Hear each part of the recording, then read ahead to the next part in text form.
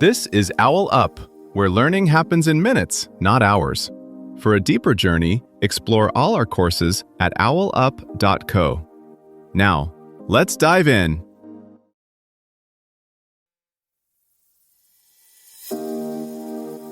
Welcome back to Chapter 2 of our series, Charisma Unlocked, Building Magnetic Presence. In this episode, titled Cultivating Confidence and Authenticity, we're diving into how confidence plays a crucial role in enhancing your charisma. So, if you're ready to discover how to shine with both authenticity and assurance, let's get started. Most people can tell if you're faking confidence in less than 3 seconds. Now, catch yourself in this moment. Your voice, your posture, your thoughts. Which feels more real? How you're acting or what you're actually feeling? That tiny gap is where your real charisma is hiding. That gap between how you act and how you feel? Your brain is tracking it like an internal integrity meter. When your words, body, and values line up, your nervous system relaxes, your voice steadies, and people lean in without quite knowing why. When they don't, your body hits the brakes, tight shoulders, rushed speech, mental static. Most people try to fix this from the outside. Better posture, stronger voice, high-status tricks. But if your inner narrative is still, "I'm not enough," or "I'm faking this," those signals leak through. The real shift starts upstream, in 2 places you can actually train: what you believe you can handle, and how clearly you know what you stand for. Think of it less like putting on a performance and more like tuning an instrument, subtle internal adjustments that make everything you play sound cleaner, richer, and unmistakably yours. Most people try to feel more confident in the moment they need it most, right before the presentation, the date, the difficult conversation. That's like trying to cook a full meal the second you get hungry with an empty fridge. The real work happens earlier, in quiet, unglamorous reps. How you talk to yourself after small failures, how often you practice skills when nobody's watching, how you behave when it would be easier to bend your values a little. Those micro moments slowly teach your brain, when I show up as myself, I can handle what happens next. Here's the quiet truth most people miss. Your brain isn't asking, "Am I confident?" It's asking 2 much more practical questions on loop. 1. Have I seen myself do something like this before? 2. Am I okay with who I'm being while I do it? Those are the 2 dials you're constantly adjusting: evidence, mastery, and alignment, authenticity. When both are turned up, even a little, you stop performing confidence and start radiating something steadier and less fragile. Let's start with evidence. Bandura's research on mastery experiences is brutal and freeing. Your brain trusts receipts, not pep talks. That means every small, repeatable proof of "I handled that" rewires what future you thinks is possible. You gave feedback once and nobody exploded? Your brain logs it. You led one small meeting and it went fine?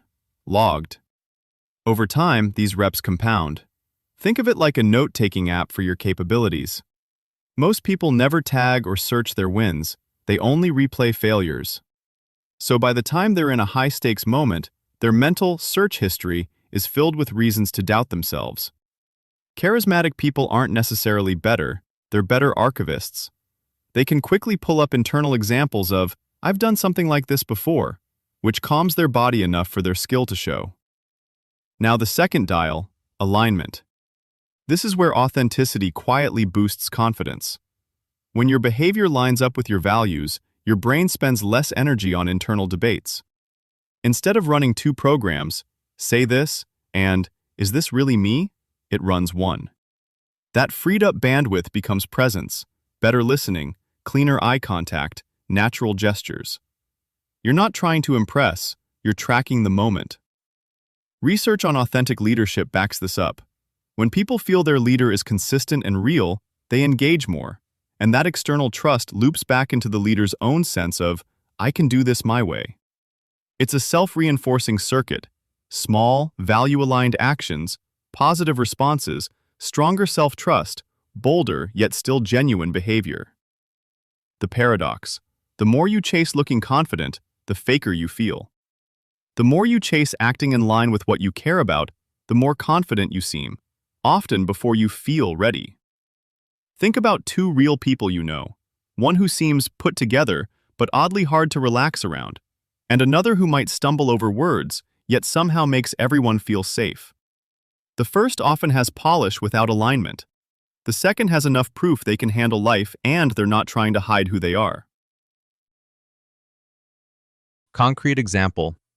A manager who quietly keeps a wins folder of successful projects. Tricky one-to-ones handled well. Problems solved under pressure.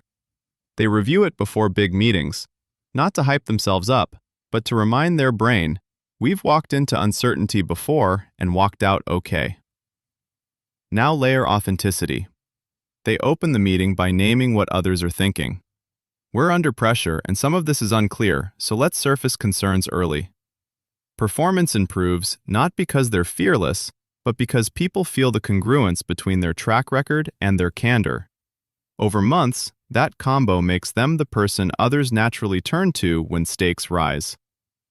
Soon, tools won't just coach your delivery, they'll mirror back how you actually are. XR simulations might replay a tough conversation with live overlays, where your voice tightened, where your gaze dropped, when your words drifted from your stated priorities. Like a financial dashboard for your presence, tiny authenticity spikes and confidence dips could become trackable data, inviting you to run small, deliberate experiments instead of guessing what really lands. Think of this as learning a new cooking style.